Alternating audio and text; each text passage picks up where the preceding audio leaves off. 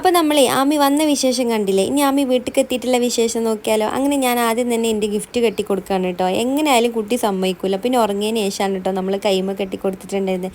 മാഷാ അല്ലാ അടിപൊളിയായിട്ടുണ്ട്. പിന്നെ ആമീൻ്റെ ഉമ്മാൻ്റെ വീട്ടുകാരൊക്കെ വരുന്നുണ്ടായിരുന്നു. അപ്പോൾ അവർക്ക് ചായയും കടിയൊക്കെ ഉണ്ടാക്കിയിട്ടുണ്ട്. രാത്രിക്കൊക്കെ ബിരിയാണി ഉണ്ടാക്കിയിട്ടുണ്ട്. അതൊക്കെ കഴിഞ്ഞതിന് ശേഷമാണ് നമ്മൾ പെട്ടി തുറക്കാൻ വേണ്ടിയിട്ട് ഇരുന്നിട്ടുള്ളത്. എന്നാൽ അത് പെട്ടിക്ക് ചുറ്റും നടക്കരുന്നത്, എപ്പോഴാണ് തുറക്കുക എന്നൊക്കെ പറഞ്ഞിട്ട് കേട്ടോ. അങ്ങനെ നമ്മൾ പെട്ടി തുറന്നിട്ടുണ്ട്. ആമി ഇതെന്താ സംഭവം നോക്കി ഇങ്ങനെ ഇരിക്കുകയാണ്. അങ്ങനെ ഒരു പെട്ടിയിൽ ഫുൾ ആമിൻ്റെ ഡ്രസ്സായിരുന്നു കേട്ടോ. കാരണം അവളെ ബർത്ത്ഡേ അവിടെ ആയതുകൊണ്ട് ഒരുപാട് ഡ്രസ്സ് കിട്ടിയിട്ടുണ്ട് ഗിഫ്റ്റായിട്ട്. അപ്പോൾ അങ്ങനെ ഒരു പെട്ടി മൊത്തം ആമിൻ്റെ ഡ്രസ്സും കാര്യങ്ങളായിരുന്നു. പിന്നെ നമ്മളെ വീട്ടിലേക്കുള്ള സാധനങ്ങളൊക്കെ സോപ്പ്, കോൾഗേറ്റ്, മിഠായികൾ, സ്പ്രേ ഒക്കെ ഉണ്ട് കേട്ടോ. പിന്നെ കുറേ ഡ്രസ്സൊക്കെ ഉണ്ടായിരുന്നു. ഇതിൻ്റെ കസിൻ എനിക്ക് കൊടുത്തയച്ചതാണ് കേട്ടോ. നല്ല ക്യൂട്ടായിട്ടുള്ള, എനിക്ക് സ്പെഷ്യലാണെന്ന് പറഞ്ഞിട്ട് നല്ല അടിപൊളിയായിട്ടുണ്ട്. പിന്നെ നമുക്ക് ചെരുപ്പൊക്കെ കിട്ടിയിട്ടുണ്ട്. ഡ്രസ്സും കാര്യങ്ങളൊക്കെ ഉണ്ട് കേട്ടോ. അതൊന്നും ഞാനിതിൽ കാണിക്കണില്ല. പിന്നെ ഇതൊക്കെ നമുക്ക് കൊണ്ടുവന്നതാണ് ചോക്ലേറ്റ്